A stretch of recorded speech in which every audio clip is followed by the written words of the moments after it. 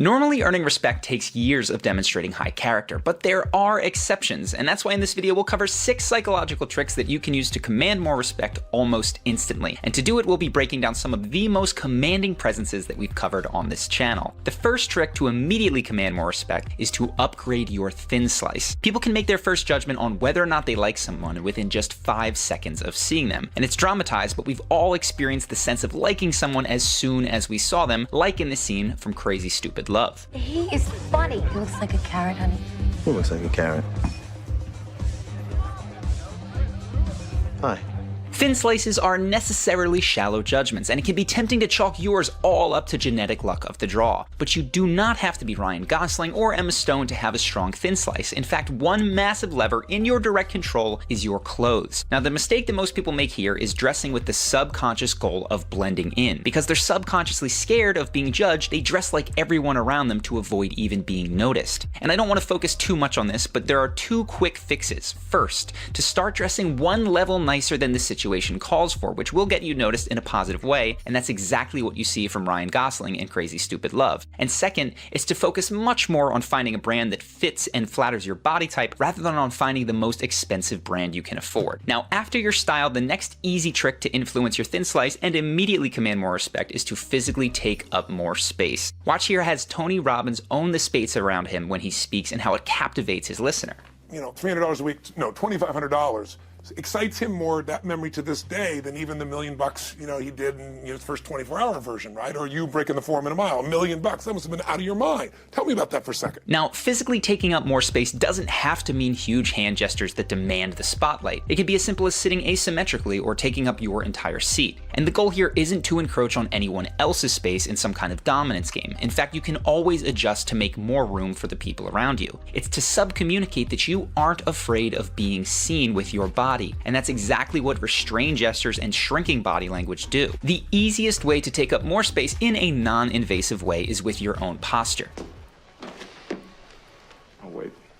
Next time that you're about to enter a room, just take a second to roll your shoulders back a few times and increase the space between the bottom of your ribs and your hip bones. This will make you stand taller, and you'll notice an immediate difference in how you feel as well as how people look at you. Now, the next trick is closely related to taking up more space, and it's to get comfortable with platonic touching. And yes, this one is on pause for the duration of social distancing, but generally speaking, most Westerners are awkward when it comes to making physical contact with others. For instance, waving hello instead of handshaking, and generally avoiding any physical contact after that initial greeting. But touch is integral to human connection, and not just with romantic partners. Touch builds trust and creates a feeling of safety and of closeness. It's one of the ways Oprah Winfrey connects with people so quickly.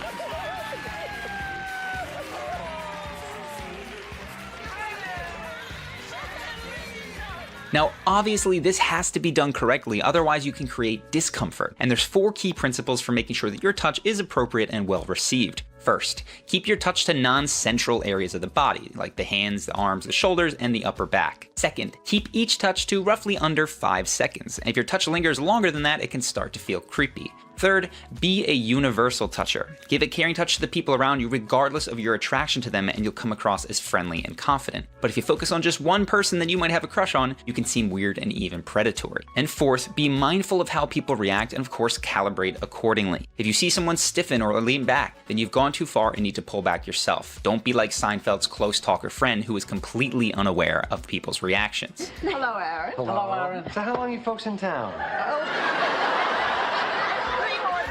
Now that we've covered body language in our first tips, let's talk about the first trick that has to do with what you say. And if you want to instantly command more respect from the people around you, then don't allow yourself to be cut off mid-sentence. Most people think it's polite to stop talking when someone interrupts them in conversation. But when you let someone bulldoze you into shutting up, you're signaling that their opinions take precedence over yours. And this is especially true in group conversation. Regardless of your political affiliation, if you've watched the Republican primaries in 2016, you saw this play a big part in Trump's ability to make his opponents look weak. As a candidate, he supports federal taxpayer funding for Planned Parenthood. I disagree with him on that. That's a matter of principle, and I'll tell you. You are the single biggest liar. You probably are worse than Jeb Bush. You are the single biggest liar.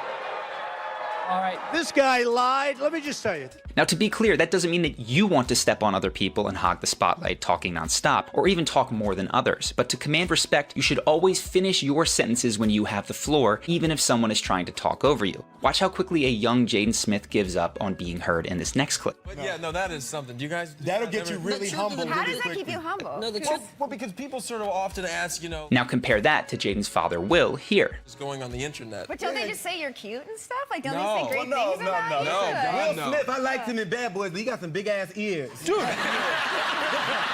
By coming in just a little bit louder than everyone else and making his sentence unstoppable, Will gets his joke heard, gets a big laugh from the audience, and immediately Bradley Cooper is excited to hop onto Will's conversational thread. Now, another perfect example is Russell Brand in the viral interview he did with MSNBC.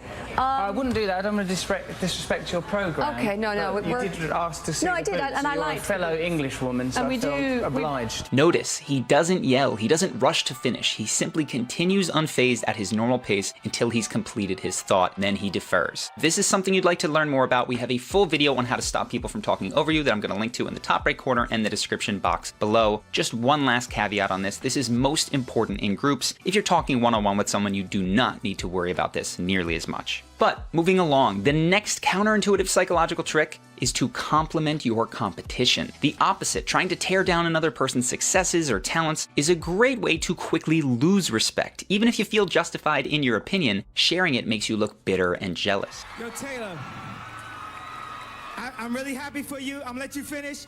But Beyonce had one of the best videos of all time.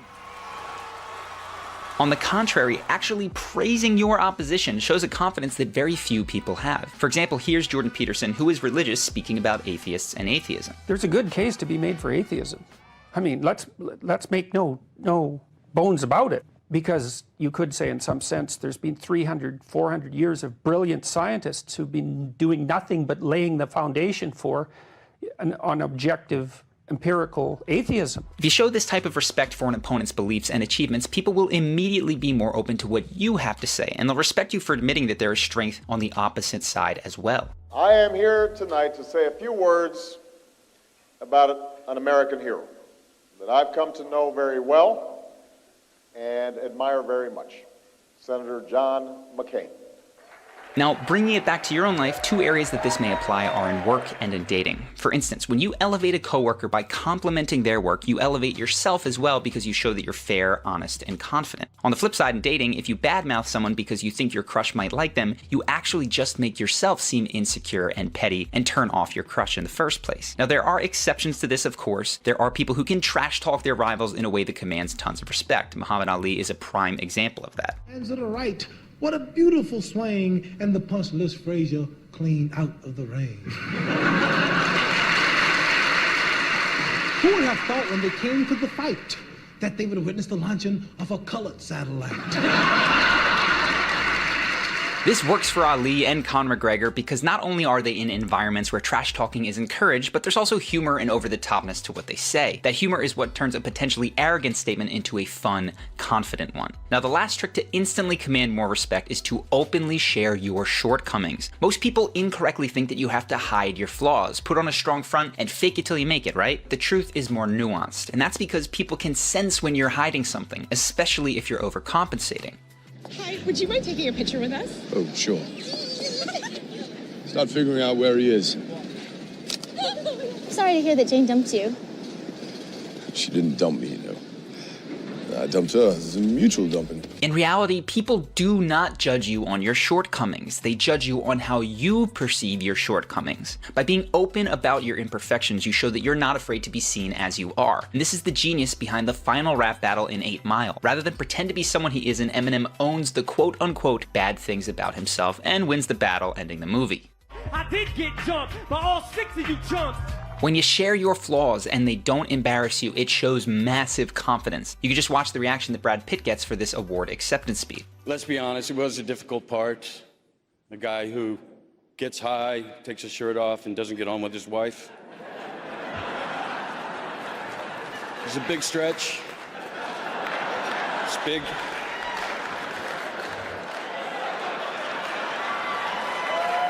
But you do need to know how to use this trick properly so that it doesn't backfire, and the key is all in the delivery. You have two strong options here. You can say your shortcomings as a joke, like Brad does here, or you can say it as a simple statement of fact with strong eye contact, no stutter, and a downward tone. I had my ass kicked by a ragged band of elves. Any man willing to paint himself in the shadow of his failures will make for far more interesting conversation this night. Come, Witcher. Take a seat by my side while I change. Now, all these tips work excellently, but they are hugely enhanced by deep, authentic confidence. And if you want to learn more about developing authentic confidence so that these tips become more second nature to you, you might be interested in our course, Emotional Mastery.